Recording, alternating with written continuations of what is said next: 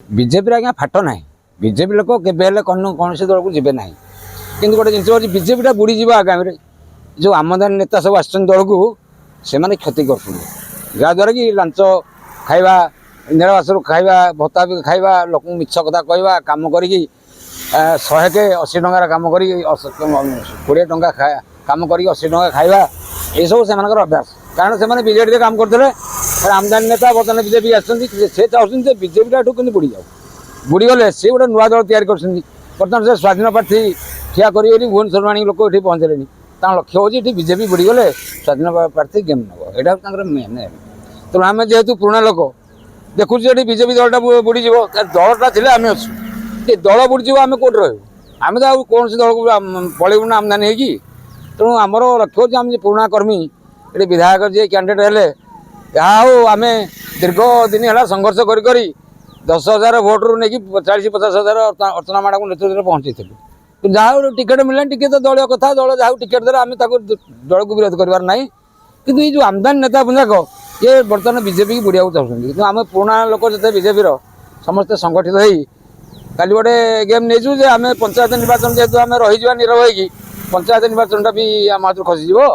तेणु आम सजबाद हबार मुख्य कारण हूँ पंचायत निर्वाचन फेस कर बीजेपी बंचो एवं बीजेपी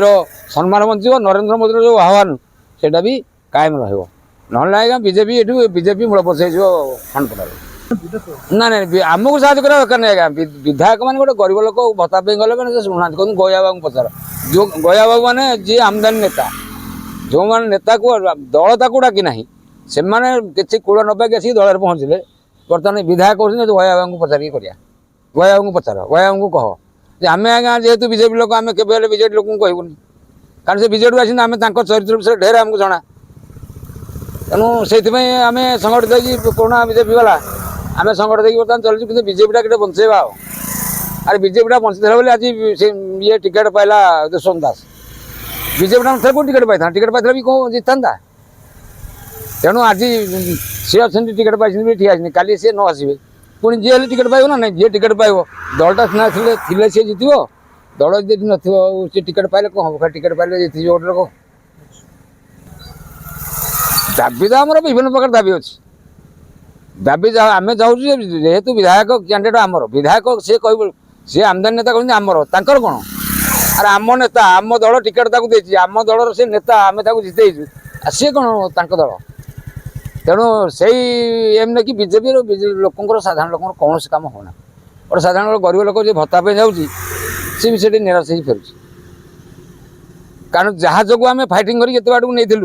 10,000 रू 40,000 से लोक यदि आगे रही से लोक डायरेक्शन दब ताको लोक किए कह ये घर पर से कह 20,000 आण ज्वलंत प्रमाण अच्छी यदि कहे आम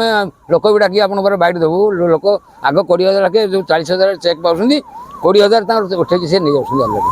तेणु ये सब दुर्नीति है मैंने मूल बसाई बीजेपी ना ना ना बीजेपी किसी फाट ना कथा हूँ आम दीर्घ 10 वर्ष धरी भारतीय जनता पार्टी को खंडपड़ा निर्वाचन मंडल में तैयारी करने सरकार को आने ये विधायक तैयारी करने जो